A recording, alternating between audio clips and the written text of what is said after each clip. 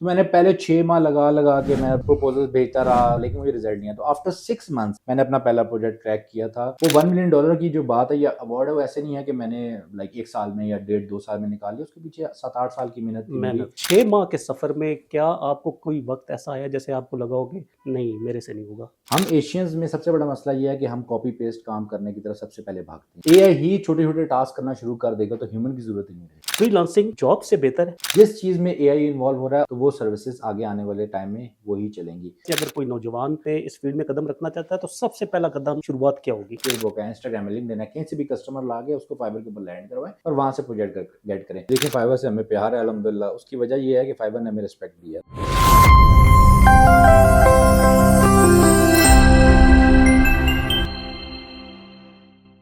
अस्सलाम वालेकुम नाज़रीन, मोहम्मद गुलफराज आपकी खिदमत में एक बार फिर हाज़िर हूँ। नाज़रीन, आप इस वक्त देख रहे हैं फराज डिजिटल और आज के इस पॉडकास्ट में हमारे साथ एक ऐसे नौजवान मौजूद हैं जिन्होंने फ्रीलांसिंग की दुनिया में अपना एक नाम बनाया। ये सिर्फ फ्रीलांसर ही नहीं बल्कि फ्रीलांसर्स के मारूफ और बड़े प्लेटफॉर्म फाइवर के अवार्ड याफ्ता प्रोफेशनल भी हैं और अब इस वक्त ये अपनी एक एजेंसी मार्केटिंग डिजिटल एजेंसी जो है वो चला रहे हैं। आज के इस पॉडकास्ट में हम कोशिश करेंगे कि जो नौजवान फ्रीलांसिंग की दुनिया में अपना करियर बनाना चाहते हैं, ज़्यादा से ज़्यादा उन्हें मालूमात फराहम कर सकें। सादी भाई, बहुत शुक्रिया, आपने अपना कीमती वक़्त जो है हमें दिया है। और सबसे पहले ये बताइएगा सादी भाई कि फ्रीलांसिंग जॉब से बेहतर है? जी, बिस्मिल्लाहिर्रहमानिर्रहीम। First of all thank you very much Gulfaraz भाई फॉर कमिंग। फ्रीलांसिंग जॉब से बेहतर हो भी सकती है, नहीं भी हो सकती, डिपेंड करता है कि बंदा किस नौइयत का है और उसका माइंड किस साइड पे बैठता है। इन माय सिनेरियो स्पेसिफिकली अगर मैं बात करूँ तो मेरे लिए फ्रीलांसिंग ज़्यादा बेहतर थी because when I started I was a student. मैं उस टाइम स्टूडेंट था और मैं अपनी ग्रेजुएशन कंप्लीट कर रहा था। तो ग्रेजुएशन के दौरान मुझे ये रिक्वायरमेंट थी कि यार मुझे पॉकेट मनी की नीड होती थी। एंड आपको पता है बीइंग अ बॉय आपको होता है कि यार आप ये भी चीज़ परचेज़ कर लो, ये भी चीज़ परचेज़ कर लो। तो बिकॉज़ ऑफ दैट रीज़न मुझे ये फ़ील होता था कि यार ठीक है, मुझे अभी चीज़ें परचेज़ करनी है तो I should figure out something else कि मुझे पेरेंट्स की जो मतलब था ना पॉकेट मनी जो मुझे वहाँ से आती थी, तो इस वजह से मैं कहता था कि यार अब मुझे कुछ अपना करना है। तो because of that I thought कि यार अब कुछ करना है और उसके लिए मेरे लिए फ्रीलांसिंग बहुत अच्छी ऑप्शन थी। लेटर ऑन जब मैं पास आउट हुआ, मैंने जॉब भी की। 2017 में मैं पास आउट हुआ और 2018 तक मैंने जॉब भी की। लेकिन उस जॉब के जो रिज़ल्ट था और जो फ्रीलांसिंग का रिज़ल्ट था, दोनों में ज़मीन आसमान का फ़र्क था। तो आई वुड से अगर तो आप स्टार्ट में फ्रीलांसिंग करते हैं और उसको बाद में एक एजेंसी मॉडल में कन्वर्ट करते हैं, तो it's a great opportunity for everyone who want to start. I would say freelancing करना स्टार्ट में जॉब के लिए बेहतर है। लेकिन अगर आप उसको प्रोफेशनल सर्विसेज में कन्वर्ट करना चाहते हैं और एक कंपनी बिल्ड करना चाहते हैं, तो आपको जॉब करना भी ज़रूरी है। क्यों?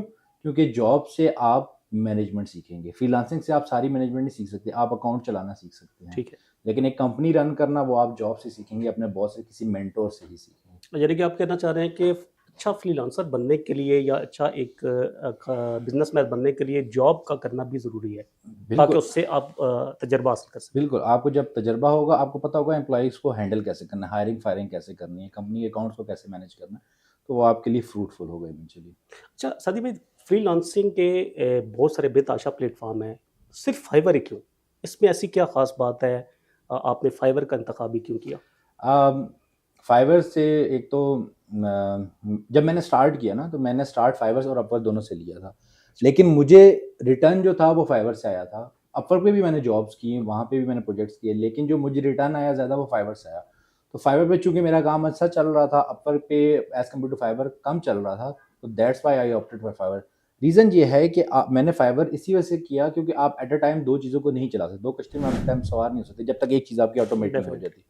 तो मैंने फाइवर अल्हम्दुलिल्लाह मेरा चल पड़ा था, इस वजह से मैंने फिर फाइवर को ही परस्यू किया। Upwork is not bad, Upwork भी बहुत अच्छा प्लेटफ़ॉर्म है। डिपेंड करता है कि आपकी सर्विसेज़ क्या हैं। क्योंकि मैं ग्राफ़िक्स क्रिएटिव साइड पे था, तो क्रिएटिव साइड का वर्क ज़्यादा फाइवर के ऊपर होता है। अपवर्क पे लॉन्ग लेंथी प्रोजेक्ट्स ज़्यादा होते हैं, so that's the reason. Fiverr पे अब कंपटीशन बहुत ज़्यादा हो गया है और इसमें सर्वाइव करना काफ़ी मुश्किल हो गया है, जहाँ तक मेरी इन्फॉर्मेशन है। क्या वजह है? क्या वजूहत है? देखें वक़्त के साथ-साथ ना चेंजेज़ आती हैं, मार्केट के अंदर चेंजेज़ आती हैं, टेक्नोलॉजी में भी चेंजेज़, जैसे अब एआई का दौर है। तो एआई से बहुत सारी चीज़ें जो हैं ईज़ी भी हुई हैं और बहुत सारी मुश्किलात भी पैदा हो रही हैं उन लोगों के लिए जो खुद को अपग्रेड नहीं कर रहे। तो अब मार्केट में चूंकि हो रही है सैचुरेशन, अब फॉर एग्जांपल अगर कोई बंदा पहले एक कंटेंट नहीं लिख सकता था, but because of chat GPT now they can write, अब वो इजीली लिख सकते हैं, थोड़ी सी आप कमांड देते हैं, प्रॉम्प्ट देते हैं, और वो डाटा सारा सामने आ आपको जाता है। पूरा वो सामने एग्जैक्टली मिलता है। तो वो हो क्या रहा है कि मार्केट में बहुत सारे नए लोगों के लिए ना कंटेंट लिखना या बेसिक जॉब्स करना बहुत इजी हो गया। पहले भी अगर वो कम इजी था, अब वो ज़्यादा इजी हो गया है। तो मार्केट में हर बंदा जंप कर रहा है इस चीज़ कि यार अच्छा मैं भी ये कर सकता हूँ, थोड़ी सी एफर्ट की मैं ये कर सकता हूँ। लेकिन इन लॉन्गर को अगर आप देखा जाए तो ये आपके लिए फ्रूटफुल नहीं होगा। क्यों नहीं होगा? क्योंकि अगर एआई ही छोटे छोटे टास्क करना शुरू कर देगा तो ह्यूमन की ज़रूरत ही नहीं रहेगी। तो दैट्स हाउ इट वर्क्स। मैं ये समझता हूँ कि अगर आप एआई को यूज़ करके कुछ प्रोडक्टिव कर रहे हो, लेकिन उसमें ह्यूमन टच भी डाल रहे हो, तब आप लंबा या अच्छा खेल सकते हो। फ्यूचर के हिसाब से अगर मैं बात करूँ तो खेल सकते हो। फॉर नाउ इट्स वर्किंग, चल जाएगा, लेकिन आगे आने वाले साल 1.5 साल में चीज़ें बहुत चेंज हो जाएंगी। यानी कि हम ये कह सकते हैं कि ये जो नई आने वाली टेक्नोलॉजी है, अगर सिर्फ इस पर अगर आप इन्हिसार करेंगे तो आप अपने आप को जंग लगा रहे हैं किस्म का, अपनी सलाहियतों को। देखिए डिपेंड करता है आप उसका यूज़ किस तरह से करते हैं। अगर आप उसके डिपेंडेंट होकर रह जाएंगे, देखिए डिपेंड करता है कि मैं एआई को या मैं चैट जीपीटी को या किसी भी एआई टूल को यूज़ कैसे कर रहा हूँ। अगर तो मैं उसको सिर्फ कमांड देता हूँ कि यार ये कर दो, और मैं खुद मतलब अपना दिमाग इस्तेमाल नहीं करता, तो ऑब्वियसली मेरे दिमाग को जंग, मेरा दिमाग जो मेरी सलाहियतें थी वो आहिस्ता आहिस्ता, क्योंकि मैं उनको यूज़ नहीं कर रहा ना, तो चीज़ इस्तेमाल होना जब खत्म हो जाएगी या कम हो जाएगी, तो उसकी जो प्रोडक्टिविटी है एक्चुअल में वो कम हो जाएगी।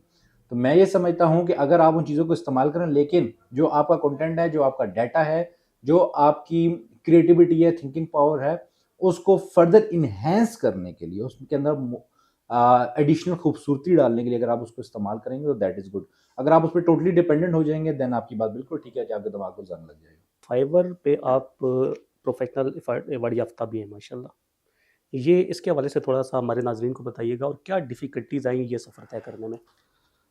फाइवर का जी देखिए, फाइवर से हमें प्यार है अल्हम्दुलिल्लाह। उसकी वजह ये है कि फाइवर ने हमें रिस्पेक्ट दिया। तो जो यस। प्लेटफॉर्म आपको रिस्पेक्ट दे रहा है, आपकी भी रिस्पॉन्सिबिलिटी है कि आप उसकी रिस्पेक्ट करें। तो फाइवर ने मुझे 2024 में अवार्ड दिया, क्रॉसिंग $1 मिलियन इन सेल्स अल्हम्दुलिल्लाह। और वो उसमें मेरा कोई ज़ाती कोई कमाल नहीं था, अल्लाह ताला की तरफ से था जो था। लेकिन ये है कि चैलेंजेस की अगर मैं बात करूँ तो चैलेंजेस बिल्कुल फेस करने पड़े, इन अ सेंस लाइक कि सबसे बड़ा मसला, आप जब टीम बिल्ड करते हैं, तो टीम बिल्ड करते हुए ना आपने ये फिगर आउट करना होता है कि आपको क्वालिटी वर्क प्रोवाइड करने वाले लोग मिलने चाहिए, ऑथेंटिक ओरिजिनल काम करने वाले लोग चाहिए। हम एशियंस में सबसे बड़ा मसला ये है कि हम कॉपी पेस्ट काम करने की तरफ सबसे पहले भागते हैं, जो इजी काम है उसकी तरफ सबसे पहले भागते हैं। और टीम के इसमें सपोर्ट बहुत ही, मतलब मैं रातों को अगर मैं बात करूँ तो हमने रातों को जाके काम किया है। लाइक पर डे मैं अगर बात करूँ तो मैं 18 to 20 आवर्स अ डे काम भी करता रहा हूँ, with the help of team ही करता रहा हूँ।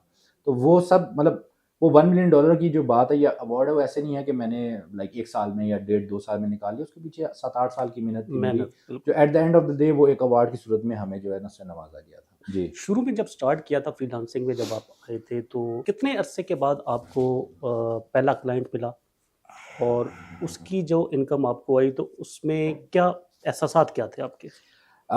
जब मैंने स्टार्ट किया ना तो मैं first 6 months it took me like 6 months कि मैंने अपना पहला प्रोजेक्ट क्रैक किया था। मैं रोज़ बिडिंग करता था, उससे मुझे आइडिया नहीं था कि मैंने बिडिंग करनी कैसे, लाइक प्रपोजल्स क्लाइंट को सेंड कैसे करने हैं, उनको बताना कैसे है कि मैं अवेलेबल हूँ काम के लिए। काम तो मैं साथ साथ सीख रहा था, लेकिन मुझे प्रोफेशनल प्रैक्टिसेस का अंदाज़ा नहीं था कि मैंने किस हिसाब से किसी को कन्विंस करना है कि यार I am the right guy जो आपके लिए काम कर सकता है। तो मैंने पहले 6 माह लगा लगा के मैं प्रपोजल भेजता रहा, मेहनत करता रहा, लेकिन मुझे रिजल्ट नहीं आया। तो आफ्टर 6 मंथ्स मैंने अपना पहला प्रोजेक्ट क्रैक किया था। और वो क्लाइंट मुझे आज भी याद है, उस क्लाइंट का $20 का वो प्रोजेक्ट था मेरा। और उस $20 में से $16 हमें आए थे, $4 फाइवर के डिडक्ट हो जाते हैं, 20% यस। उसकी फीस होती है। तो जो फीलिंग थी उस time, that was very amazing in a sense like कि मैं मुझे अच्छे से याद है जब वो मेरे पास जैसे ही ऑर्डर आया ना, तो जो मेरा दोस्त था जिसने मुझे फाइवर के बारे में नॉलेज दी थी, मैं भागता भागता उसके पास लैपटॉप लेकर गया। मैंने कहा ऑर्डर आ गया ना। अब मुझे ये नहीं पता था ऑर्डर आ गया करना क्या है, करना आगे क्या इसको है? कम्युनिकेट कैसे करना है। फिर ही गाइडेड मी कि यार अच्छा ठीक है अब आ गया, कंग्रेचुलेशन। अब इसको हमने ऐसे फिगर आउट करके सारा इसका जो इसको जो प्रॉब्लम लेके आया क्लाइंट, उसको हमने सोल्यूशन देना है। जब वो सोल्यूशन दिया, प्रोजेक्ट कंप्लीट हुआ, 2 से 3 दिन में हमारा अल्हम्दुलिल्लाह प्रोजेक्ट कंप्लीट हो गया था। और जब वो उसकी अर्निंग आई, और जब वो मेरी स्क्रीन पे $16 शो हुए तो मुझे 100% श्योरिटी हो गई थी, हाँ दिस इज समथिंग जो वाकई वर्क करती है। ज़बरदस्त, ज़बरदस्त। चलें अच्छा ये बताएँ कि जो ये 6 माह तक का सफ़र था, रोज़ ज़ाहिर बात है आप मेहनत करते थे, इंतज़ार होता था कि क्लाइंट कब हमारा पहला क्लाइंट लगेगा। तो इस 6 माह के सफ़र में क्या आपको कोई वक़्त ऐसा आया जैसे आपको लगा हो कि नहीं मेरे से नहीं होगा, छोड़ दें? स्टार्ट में बिल्कुल फ़ील हुआ, क्योंकि देखिए जैसे मैंने मेंशन किया ना कि हमें ये आइडिया नहीं होता कि हमने किसी से कम्युनिकेट कैसे करना है। तो जब आप कम्युनिकेट प्रॉपर नहीं कर रहे, तो आप एक्सपेक्टेशंस अपने हिसाब से दिमाग में बिठा के बैठे हुए होते हो कि यार अच्छा ठीक है, मैं अब आज ही स्टार्ट करूँगा तो हो सकता है कल ऑर्डर आ जाए, परसों आ जाए या हफ्ते में ऑर्डर आ जाए। जब वो नहीं आता तो आप थोड़े डिसहार्ट ज़रूर होते हो। लेकिन मेरे सामने एक एग्ज़ाम्पल थी, वो एग्ज़ाम्पल मेरा दोस्त ही था। उसको जब मैं देख रहा था कि वो ऑलरेडी काम कर रहा था, तो मुझे आइडिया था कि ठीक है, मुझे खुद को बेहतर करना है, अपने कम्युनिकेशन वे को बेहतर करना है, थोड़ा पोर्टफोलियो पे काम करना है कि मैं किसी को काम दिखा सकूँ। मुझे इस चीज़ का आइडिया हो चुका था कि काम वाक़ई होता है, पैसे वाक़ई डॉलर्स वाक़ई आते हैं। लेकिन इस चीज़ का भी साथ-साथ मैंने खुद को यकीन दिलाया कि हाँ भाई, एवरीथिंग इज़ गुड, सब कुछ हो जाएगा लेकिन थोड़ा-सा टाइम लगेगा। तो मेरा ख़्याल से हर चीज़ अपने वक़्त के हिसाब से ही होती है, ठीक है, मुक़द्दर नसीब अल्लाह ताला की ज़ात देने वाली है। लेकिन हर चीज़ में टाइम लगता है थोड़ा-सा टाइम लगता है, उसके बाद इंशाल्लाह अगर आप कंसिस्टेंट हैं, तो मामला स्टार्ट हो जाते हैं आपके। सारे टेन्योर में सबसे मुश्किल क्लाइंट कौन-सा था? जिसने उस ऐसा टारगेट दिया हो जो आपको घुमा के रख दिया हो देखिए, जिससे? कोई भी क्लाइंट जब मुश्किल क्लाइंट बेसिकली होता किस तरह से, कुछ होते हैं कि जो बाय नेचर इस तरह के होते हैं। और वो वैसा नहीं है कि मैं कहूँगा कि सबसे मुश्किल कोई एक क्लाइंट था। अगर फॉर एग्ज़ाम्पल आप 100 क्लाइंट्स के साथ काम कर रहे हैं, देयर इज़ अ पॉसिबिलिटी कि आपको उसमें से 5 क्लाइंट ऐसे होंगे जो थोड़े से ना हार्ड होंगे, बाकी 95% क्लाइंट अच्छे ही होते हैं। हाँ, अगर आप उनकी रिक्वायरमेंट्स को सैटिस्फाई नहीं करते, आप उनके साथ मतलब जो एग्रीमेंट आपका हुआ है उसको फुलफिल नहीं करते, या जो क्वालिटी देख के आया वो क्वालिटी आप डिलीवर नहीं करते, फिर डिस्प्यूट्स आते हैं, फिर मसाइल होते हैं। फिर आप दोनों एक पेज पर आ नहीं रहे होते, एग्रीमेंट के आप, क्योंकि आपकी भी गलती है, लेट्स सपोज़ क्लाइंट की तरफ से अगर कोई कम्युनिकेशन गैप था, वो भी आपने फुलफिल नहीं करवाया, आपने उसके साथ प्रॉपर्ली कम्युनिकेट नहीं किया। एग्ज़ाम्पल के तौर पे अगर मेरा कोई क्वेश्चन है, मुझे कोई चीज़ क्लियर नहीं हो रही है, मैं उस पे अगर काम शुरू कर देता हूँ, तो बेहतर ये है कि मैं पहले क्लाइंट से वो क्लियर कर लूँ, जहाँ मेरी कन्फ्यूजन है, ताकि जब मैं चीज़ वो प्रोडक्ट बनाऊँ या जो क्लाइंट की रिक्वायरमेंट है, उसको फुलफिल करूँ, तो वो उसकी रिक्वायरमेंट्स के मुताबिक हो। अगर वो क्लाइंट आपके पास आया है, काम देख के आया है, आपकी काम प्रोफाइल पे काम लगा हुआ है, इट मीन्स कि यू कैन सैटिस्फाई हिम। अगर तो आप उसको सैटिस्फाई कर सकते हो, आपकी कम्युनिकेशन अच्छी है, आपको प्रोफेशनलिज्म का पता है, आपको क्वालिटी वर्क का पता है, तो फिर फॉर श्योर आप उसको सैटिस्फाई कर सकते हो। और चाहे वो मुश्किल क्लाइंट होता है, चाहे वो ईज़ी क्लाइंट होता है, वो आप पे डिपेंड कर रहा होता है कि आप उसको कितना अच्छा डील करते हो, उसके साथ कितना अच्छा कम्युनिकेट करते हो। अच्छा हसन अब्दाल जैसे छोटे शहर, चाहे हसन अब्दाल है या कोई भी है, इस जैसे छोटे शहर से अगर कोई नौजवान फ्रीलांसर की करियर में करियर बनाना चाहता है और इस फील्ड में कदम रखना चाहता है, तो सबसे पहला कदम शुरुआत क्या होगी? देखिए, सबसे पहले तो आपको ये चीज़ सीखनी है कि मैंने मार्केट में, अगर किसी भी मार्केट में जाना है, तो मैंने सबसे पहले उस मार्केट के साथ लॉयल्टी शो करनी है। लॉयल्टी इन अ सेंस कि उस मार्केट के साथ मैंने कोई दो नंबरी नहीं करनी, कोई धोखाधड़ी नहीं करनी। क्यों? हमारे दीन में भी है जी, जो एग्ज़ैक्ट चीज़ है, जो असल चीज़ है, वही बयान करो। हमें मसला ये है कि हम शॉर्टकट्स तलाश करते हैं, हम दूसरों को कॉपी करते हैं, और कॉपी करते हुए हम शॉर्टकट तलाश कर रहे होते हैं बेसिकली। तो होता क्या है कि at the end of the day वो क्लाइंट या वो बंदा आपकी सर्विस से सैटिस्फाई नहीं हो पाता। क्यों? क्योंकि जो आपने वहाँ सर्विसेज पब्लिश की होती हैं, या जो आपने वहाँ प्रोफेशनलिज्म दिखाया, तो वो एक्चुअल में आपका प्रोफेशनलिज्म नहीं होता। तो उसकी वजह से फिर डिस्प्यूट्स आते हैं। तो मेरा मानना ये है कि अगर कोई भी स्टार्ट करना चाहता है, सबसे पहले वो उस प्लेटफॉर्म के साथ, जिस चाहे वो फाइवर पे काम कर रहा है, चाहे अपवर पे कर रहा है, चाहे पीपल पावर पे कर रहा है, चाहे वो इवन के लिंक्डइन पे काम कर रहा है, तो मेरा मानना ये है कि उस प्लेटफॉर्म के साथ वो लॉयल्टी शो करेगा। उस प्लेटफॉर्म के साथ लॉयल्टी शो करते हुए उसको ये चीज़ समझ आएगी कि मैंने अपने क्लाइंट के साथ सच्चाई हमेशा बयान करनी है, ऑनेस्ट रहना है हमेशा। ऑनेस्टी सीखें, क्लाइंट के साथ सच्ची बात करें, अपने स्किल सेट पे काम करें। स्किल सेट कोई भी है, एक्स वाई ज़ेड, आप वीडियो एनिमेटर हैं, आप वेब डेवलपर हैं, आप ग्राफिक डिज़ाइनर हैं, एआई की प्रॉम्प्ट जनरेटर हैं, कुछ भी हैं, आप अपने स्किल पे काम करें, उसको पॉलिश करें। जब आप उसको पॉलिश करेंगे, आपका पोर्टफोलियो बनना शुरू होगा। जब पोर्टफोलियो बनना शुरू होगा, तो क्लाइंट्स आपके पास आएँगे। जब क्लाइंट्स आएँगे, तो आपके पास काम आएगा। काम आएगा, आप उनको काम अच्छा क्वालिटी वाला देंगे, प्रोफेशनलिज्म शो करेंगे, तो वो क्लाइंट्स का ट्रस्ट बिल्ड होगा। ट्रस्ट बिल्ड होगा, तो वही क्लाइंट आपसे दोबारा काम करवाना चाहेगा और अपने सर्कल में भी आपको प्रमोट करेगा। अच्छा, हर लड़का जो भी फ्रीलांसर की फील्ड में कदम रखता है, वो कहता है जल्द अज जल्द शॉर्टकट अपनाना चाहते हैं। आप क्या समझते हैं कि जो नए फ्रीलांसर्स हैं, वो सबसे बड़ी गलतियाँ क्या करते हैं? देखिए या एक अच्छे अच्छे फ्रीलांसर की 2-3 अलामात क्या हो सकती हैं? देखिए, सबसे गलतियों में सबसे मसला यही है ना कि हम लोग शॉर्टकट की तलाश करें। शॉर्टकट से मुराद अब ये भी आ सकता है, लाजमी नहीं है कि वो पोर्टफोलियो को शॉर्टकट दे। वो कह रहा है कि यार मैंने फॉर एग्जांपल नेक्स्ट वीक में या नेक्स्ट मंथ में मेरे पास ऑर्डर आने ही आने चाहिए, लेकिन लेट्स सपोज अगर नहीं होता, अगर पहले वीक में या पहले मंथ में आपके पास ऑर्डर नहीं आ रहा, तो होगा क्या इवेंचुअली? आप डिसहार्ट हो जाओगे। डिसहार्ट नहीं होना, आपने कंसिस्टेंसी दिखानी है। कंसिस्टेंसी से मुराद यही है कि आपने लगे रहना है, अपने स्किल पे काम करते रहना है, प्रपोजल सेंड करते रहने हैं। लेट्स सपोज अगर आपका फाइवर पे ऑप्शन ये है कि प्रपोजल्स आप सेंड नहीं कर सकते जो इनिशियल सेलर्स होते हैं, जिनका लेवल लो होता है, तो आपने अभी उस लेवल को compete करने के लिए आपके इर्द गिर्द, या आप फॉर एग्जाम्पल फेसबुक है, इंस्टाग्राम है, लिंक्डइन है, कहीं से भी कस्टमर ला के उसको फाइबर के ऊपर लैंड करवाएं और वहाँ से प्रोजेक्ट गेट करें।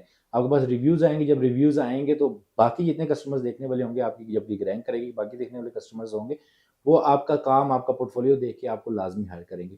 तो कंसिस्टेंसी सबसे ज़रूरी है एक अच्छे फ्रीलांसर के लिए। Consistency, professionalism of work, ethical values को नोट करना, ये बहुत ज़रूरी है। और मैं ये समझता हूँ कि फ्रीलांसिंग हो गई, ऑनलाइन अर्निंग हो गई, या कोई भी जो लीगल वे में आप काम कर रहे हैं इंटरनेट पे, वो is that work is all about trust. आप हमेशा ट्रस्ट की बेस पे ही क्लाइंट्स के साथ काम कर रहे होते हैं। तो ट्रस्ट तभी होगा जब आपका क्लाइंट आपसे सेटिस्फाई होगा और आप उसको, जो आपका एग्रीमेंट हुआ है, उसको फुलफिल कर रहे होगे। साल 2026 में, जैसा कि आपने पहले भी जिक्र किया कि एआई का दौर है, जी। एआई आ गई, जदीद टेक्नोलॉजी आ गई।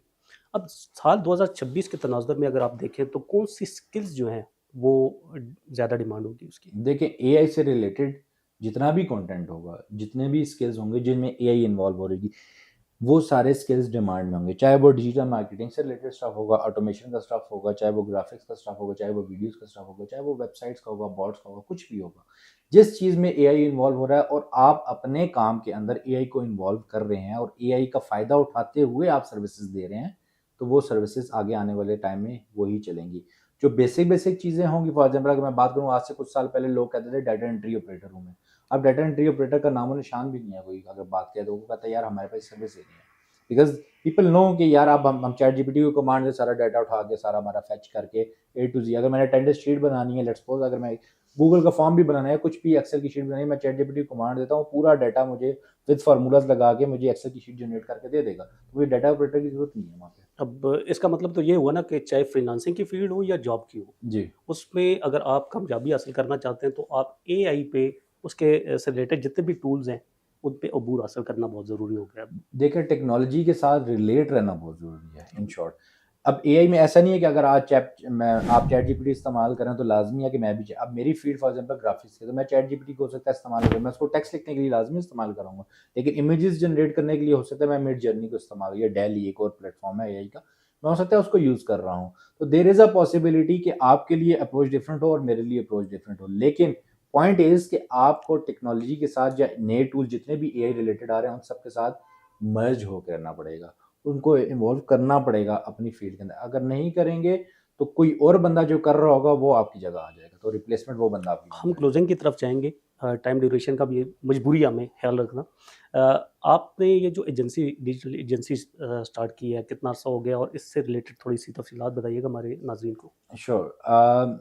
मैंने वैसे तो ये जो ऑफिस हमने स्टार्ट किया था बैक इन 2024 किया था, लेकिन काम मैं 2015 से कर रहा हूँ। तो टीम मैंने जो बना ली थी वो मैंने बनाई थी 2018 में, आई बिलीव 2018 में मैंने टीम बनानी स्टार्ट की और 2024 में मैं फिजिकल ऑफिस में शिफ्ट हो गया था अल्हम्दुलिल्लाह।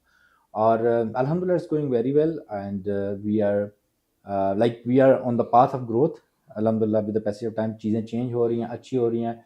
Still we are learning. हम भी इंसान हैं, हम भी गलतियां कर सकते हैं।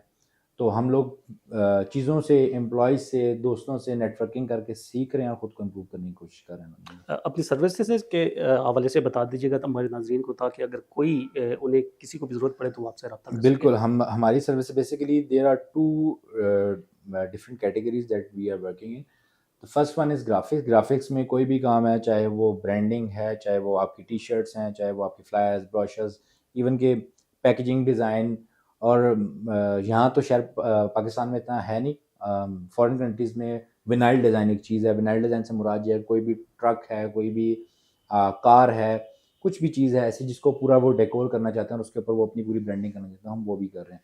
इस तरह की बहुत सारी चीज़ें हैं जो हम कर रहे हैं, जो कि ग्राफिक्स से रिलेटेड। इन शॉर्ट 20+ सर्विसेज हम ग्राफिक्स में प्रोवाइड कर रहे हैं। ज़बरदस्त। Secondly, the second category that we are working in, that is website development. Websites पे हम करते हैं, एसईओ भी करते हैं, and the third one is जो कि that is not a top priority but still we are working, वो है हमारी डिजिटल मार्केटिंग। तो डिजिटल मार्केटिंग की सर्विसेज भी हम दे रहे हैं, जिसमें आपकी सोशल मीडिया की पोस्ट आ जाती है, सोशल मीडिया के पेजेस की हैंडलिंग आ जाती है, उनकी कंपेन एड यानी कि मेटा पे अगर एड्स चलाने हैं वो भी आते हैं, तो सारा कुछ हम कर रहे हैं। ज़बरदस्त हो गया। अच्छा, आखिर में नौजवान नस्ल को क्या पैगाम देना चाहिए? देखिए, सबसे पहले तो मेरा मतलब मैं जो हमेशा अपने किसी सेमिनार में या अपनी स्पीच में एक चीज़ बात बोल रहा होता हूँ ना, कि आपने ना सबसे पहले अपने स्किल मतलब अपने जो आपकी स्ट्रेंथ है, ठीक है, आप किस काम में अच्छे हैं उसको आइडेंटिफाई करना है। उसको आइडेंटिफाई करके ना उसी में एक्सेल करें। अब लाज़मी नहीं है कि मैं सादी अगर लेट्स सपोज़ ग्राफ़िक्स पे काम कर रहा था, तो देखने वाले सारे जो है वो ग्राफ़िक्स पे शुरू हो जाएँ। हो सकता है किसी का ग्राफ़िक्स में माइंड ना चलता हो, लेकिन बाकी कंटेंट रिलेटेड काम में उसका दिमाग चलता हो, या उसको वो अच्छा लगता हो, जो उसको खुशी होती हो। मुझे ग्राफ़िक्स में खुशी होती थी, मुझे मज़ा आता था वो काम करने में। तो जिस काम में आपका दिल लग रहा है, आप उस काम को करो। उस काम के ऊपर सबसे पहले आपका पोर्टफोलियो होना बहुत ज़रूरी है, और पोर्टफोलियो तब बनेगा जब आपका स्किल सेट अच्छा होगा। नौजवान गलती क्या करते हैं हमारे इस मुआशरे में, कि वो अभी आज 2 वीडियोज़ देखी, 3 वीडियोज़ देखी, धड़ल्ले से वो जाएँगे किसी भी प्लेटफ़ॉर्म के ऊपर, फाइवर के ऊपर या अपल के ऊपर, वहाँ जाके अकाउंट बना देंगे और कहेंगे हम सर्विसेज़ देने के लिए रेडी हैं, जबकि वो एक्चुअल में रेडी नहीं होते। नहीं अभी होता वो है। लर्निंग प्रोसेस पे होते हैं, ठीक है? फिर वो लर्निंग भी नहीं, बिगिनर प्रोसेस पे होते हैं, उस स्टेज पे होते हैं। तो बिगिनर स्टेज से जब आप लर्निंग स्टेज पे आते हैं, तब आप कह सकते हैं ओके ठीक है, दैट्स फाइन, मैं अब कोई सर्विसेज़ देने के लिए, मार्केट में देने के लिए तैयार हूँ। उसके बाद आप जब क्लाइंट के साथ काम करेंगे, अगर प्रोजेक्ट्स आएँगे तो खुद को पॉलिश करेंगे। अगर आप स्टार्ट में ही पोर्टफोलियो के बगैर ही आप मार्केट में चले जाएँगे, आपके पास काम ही नहीं होगा, प्रीवियस किया हुआ बिफोर एंड आफ्टर ही नहीं होगा किसी को करने के, तो आप किसी को कन्विंस नहीं कर सकते कि वो आपके साथ काम करे। आपकी स्किल सेट बहुत ज़रूरी है, स्किल सेट के बाद आपका पोर्टफोलियो बनना बहुत ज़रूरी है, प्रोफेशनलिज़्म को सीखें, ऑनेस्ट रहें। ये 3-4 चीज़ें जो हैं, ये आपको हमेशा सक्सेसफुल करेंगी। सादी भाई, बहुत शुक्रिया, आपने हमें वक़्त दिया। कोई शक नहीं है कि ये मालूमात का वो समंदर है कि हम अगर 20-25 मिनट क्या, अगर 1 घंटा भी पॉडकास्ट कर लें, तो फिर भी शायद बहुत बहुत सारी चीज़ें रह जाएँगी। ऐसे ही है। नाज़रीन, उम्मीद है आपको आज का हमारा पॉडकास्ट पसंद आया होगा। अगर आपको इनकी मार्केटिंग डिजिटल एजेंसी किसी से रिलेटेड कोई सर्विसेज दरकार हो, तो मैं नीचे इनका कॉन्टैक्ट नंबर मेंशन कर दूँगा, आप इनसे रब्ता कर सकते हैं। इसके साथ ही मोहम्मद गुलफराज को इजाज़त दीजिए। अल्लाह हाफ़िज़।